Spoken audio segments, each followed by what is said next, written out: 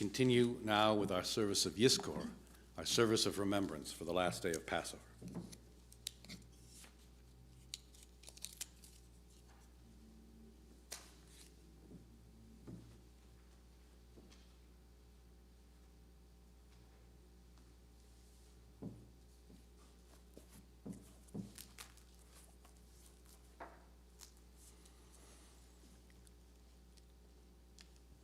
What do you say when you light a Yizkor candle? There's a blessing for everything, we're taught.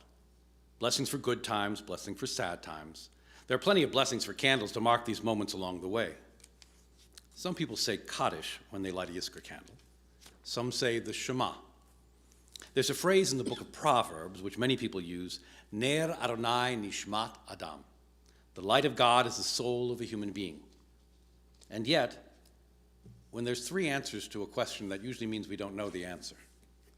And yet, there is no standard blessing for lighting a Yizkor candle, which, given the sacredness of this moment of memory, seems strange enough to merit another question. Why do we light a Yizkor candle? That seems an easy enough question to answer, Yizkor being a very old tradition among our people, as is the lighting of yahrzeit candles like this one. The candle represents the soul, or the neshama, of the person we choose to remember. Their warmth in life, their creativity, their life force. And now, during Yizkor, we remember our loved ones and those times when their light was a guide to our lives, providing us with warmth and with comfort along the way. So why does this venerable old tradition not come with its own blessing? That question leads us to another question. Where did the tradition of Yizkor come from in the first place? Well, the custom began in medieval Germany after the Crusades which ravaged the Rhineland about 1,000 years ago. Many of these Jewish communities began to read lists of their martyrs at a Yizkor service during first Yom Kippur. Later, the tradition extended to the three festivals, and the practice became so popular that it was eventually expanded to include the names of other members of the community who had died as the years went on. Today, most synagogues publish lists of those who are remembered by congregants, which are distributed at the Yizkor services on Yom Kippur, and we kindle the lights on the memorial boards, all of them in the synagogue now, 4 times each year. And yet, 1,000 years is but as yesterday, we are taught, in the context of our 3,500-year-old people. And most of our blessings were already composed by the time of the Talmud, which was some 500 years before the tradition of Yizkor were to begin. Which brings us to our fourth and final question on this Passover Yizkor. 4 questions, of course. When do we light a Yizkor candle? Which is a more complex and important question than you might think. We can light the candle anytime on the day of Yizkor, although it's a tradition to light the candle as soon as possible, which would begin the last day of Passover, which of course began last night. And so traditionally, in order to hurry after the mitzvah, we would have done this the evening before. But because the last day of Passover is a Yom Tov, a holiday of its own, a tradition is developed to light the Yizkor candle by transferring the flame from the candles, which are the beginning of the holiday, rather than the candles of the new flame, which would be forbidden to light on a holiday. On Yom Tov, you see, you can light a candle by transferring the flame for the purposes of warmth, or for eating, or for reading a book. And that's how we can kindle a Yizkor candle, and that's why it doesn't have a blessing, because we are kindling a flame from candles which have already been blessed. But you can probably see the halachic problem which is brewing here, and of course there's a rabbi named Meir Eisenstadt who has seen the legal problem if you don't. Yizkor candles are not used for warmth, or for food, or for reading a book. So they fall into the category of other lights, and so Yizkor candles are technically forbidden on Yizkor.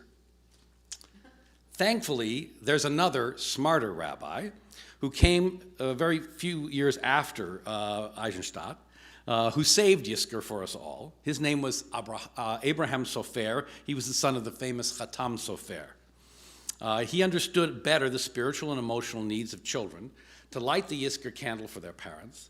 And he said that the Yizkor candle could be kindled on the Yom Tov, on a holiday, if it's placed on the table where people are eating or where people are reading and thereby we would use the candle to enhance the joy of the holiday. In a way, it's a strange way to justify a holy act of remembrance. But in another way, Rabbi Sofer's legal loophole is a beautiful act of remembrance of its own. It teaches us that we need to take this Yizkor light, which represents the soul, the life, the creative force of our fathers and our mothers, our sisters and our brothers, our grandmothers and our grandfathers, memories from our childhood from long, long ago, our friends and our family, our loved ones whom we now remember, all these souls who've led us to this service here today. And when we kindle this light, we should bring it with us to the table when we eat, so that their memory comes with us as well, and into the books that we read, so their memory comes there as well, and into the warmth that we provide, and into every aspect of our lives. Yizkor, the light of remembrance. That's what brought us here today, to kindle that light of remembrance for someone who has touched our lives and helped us to be who we have now become in some sacred and essential way.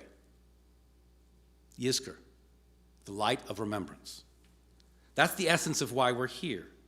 For those who have gathered here owe more than this moment in time to those who've carried us to this day. We are who we are because they've helped to make us so. How will you live your life once the prayers have ceased and we return to our lives and our loves and the challenges that we face in our own day? How will each of us carry the light of their words and deeds into our own? Therein lies the challenge of Yizkor, not simply to remember, but to live on with memory. And not simply to live on, but to carry within us the light and the warmth and the love of all those who came before us. Yizkor is the light of remembrance, which we share in this small circle of friends who've come to remember, to be inspired by the lives of those we have loved and lost along life's path.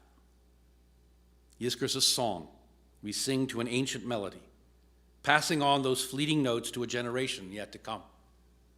Yizkor is the telling of the stories of our lives, and Yizkor is the living of our lives, even the shadow of our loss.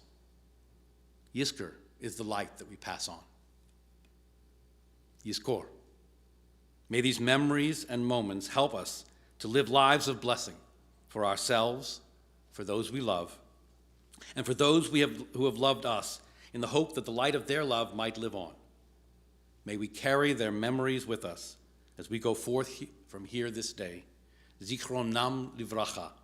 May all their memories live on in us for blessing. Amen. We continue now with our service